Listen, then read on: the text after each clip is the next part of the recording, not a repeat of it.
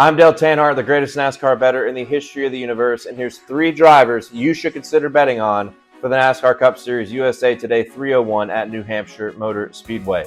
Number 1 is Joey Lagano. When you look at Lagano, he's got 10 top 10s and 7 top 5s in his last 14 starts at New Hampshire. This has been a great track for him, but more importantly, when you look at what he and Paul Wolfe have done together at correlating racetracks, aka shorter, flatter racetracks on the NASCAR Cup Series schedule, he is absolutely a slam dunk bet this weekend.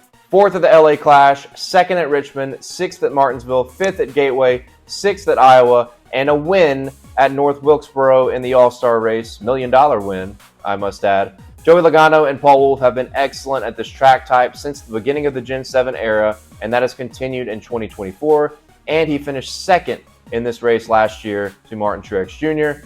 The bet is Joey Logano top 5 at plus money. I got plus 130 via FanDuel Sportsbook. I think you'll be able to find plus money on a Joey Logano top 5 all weekend long.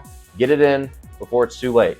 Number 2 is Brad Keselowski. I love the energy around that number 6 with the Boston Red Sox paint scheme. I'm not a Red Sox guy, and I don't give a fuck about baseball, but I do love when other professional sports get involved on a NASCAR race car every now and then. But more importantly, Brad Keselowski's been excellent in New Hampshire. You talk about Joey Logano being really good here. Brad Keselowski's even better. He's got 2 wins, most recently in 2020, and 8 top 10s in his last 9 starts here, including 5 top 5s. That's about as good as you can get at a track like New Hampshire Motor Speedway. It's a veteran racetrack, and Brad Keselowski fits the mold, especially with how much better that RFK program has been in 2024. And similar to Joey Logano, they have been really good at short, flat racetracks. Not as consistent as Joey, but he finished 10th at Iowa, 3rd at Gateway, 4th at Phoenix, has had the speed and has had the success at similar correlating racetracks. I think Brad Keselowski's 16-1 outright is one hell of a steal when we talk about guys we're picking to win this race.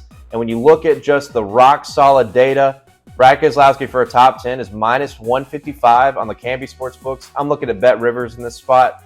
That is a great potential max bet for you this weekend. A Brad Keselowski top 10, 8 out of the last 9, 11 out of the last 14 in the top 10 for Brad K. That's my favorite bet, along with a 16-1 outright for Brad Keselowski to win on Sunday. And number 3 is Michael McDowell. Michael McDowell has never gotten a top 10 in all of his starts at New Hampshire Motor Speedway, but if you go back and watch this race in 2023, they had legitimate speed, and he ran around the top 10 the entire race, ended up finishing 13th.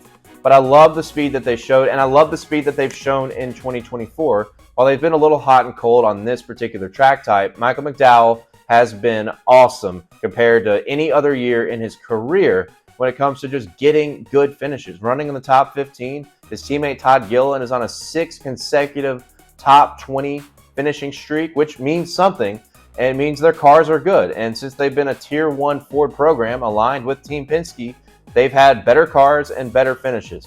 Michael McDowell plus 550 for a top 10, I think, is a steal of a bet, especially considering how well they've qualified. If he goes out and qualifies well like he has the majority of 2024, you'll see that line diminish. I would take it right now. I got plus 650, plus 550 is also worth it.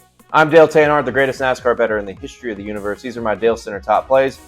For more NASCAR betting content, check out Dale Center on YouTube every single week, and come back and thank me when you win some money.